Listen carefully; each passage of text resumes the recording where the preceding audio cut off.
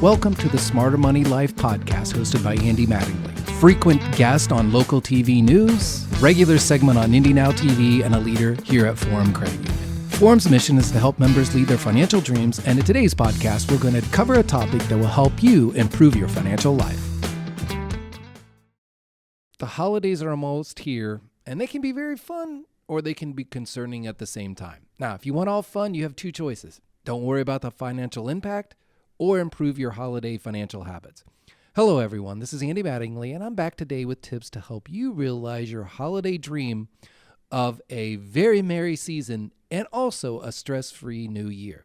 Now, we all know the holidays can be expensive, but if you can really focus on some of these smart financial choices, you can really make your season not be as financially draining as you might think it would be. So I'm going to give you some ideas. You can try all of them. You can try some of them. But if you try none of them, you're probably going to end up the same way you are last year. So if you're listening to this, you probably want a little stress-free holiday. So let's just get right to it. Start with a list and a budget. And I know people don't like to hear about a budget, but this isn't a budget other than putting down everybody that you're going to buy for and then putting in an amount, making sure that you can afford all of these things, and then starting to find gifts that go into it. And this list is really important. If you have kids, don't forget the teacher. If you give something to the dance instructor, if you give some, all of these things, put all of that in there. Then the next thing that you can do is you have your budget, you have an amount, start looking for gift ideas and options. Because, you want to find the best price on it and you want to get something that someone wants. So if you do that, you can start making sure that you can hit your budget and have a really good gift idea because everyone wants to have the gift that everyone treasures. Now, the next thing is don't buy everything from one place. You might want to just go online somewhere and buy all your gifts from one place. Probably not the best thing to do it because there's a lot of time to be able to go and look and search and find different stores. With everything being online, there's so many choices now. Now, here's one that you really need to think about. Focus on value, not the price.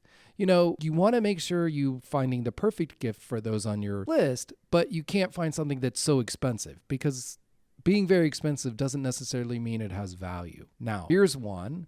Make instead of buying. If you're very talented, then think about making something. These gifts are often provide more value to the person you're giving them to, and it's a great way to spend less if your budget is a little thin. One thing that we don't think about is if you have a very large Christmas card list you send to, maybe you kind of reduce that list and you only send actual cards to say the top 50, and the other 150 or 200 people, you send an e-card to. So you really have to think about how you can lower your cost on postage and the cards. Another great thing to do is make wrapping part of the gift. So maybe you're giving a bunch of outdoor supplies to someone. Well, instead of wrapping them all up, why don't you just put that into an outdoor tub and make that the wrapping option, and then they get another gift and it's very useful. So there's ways that you can add value to your gift with how you wrap it. Now, this is the biggest budget buster of them all. And you just have to remember that if you're giving gifts, you're probably going to get gifts from others. So don't buy for yourself because it's so easy to say, oh, I'm buying that sweater for her. I should buy one for me. Or I'm buying that golf hat for him and I should buy the same thing for me. You can really spend a lot of money on yourself, especially if you're doing one-to-one. You've just doubled your budget.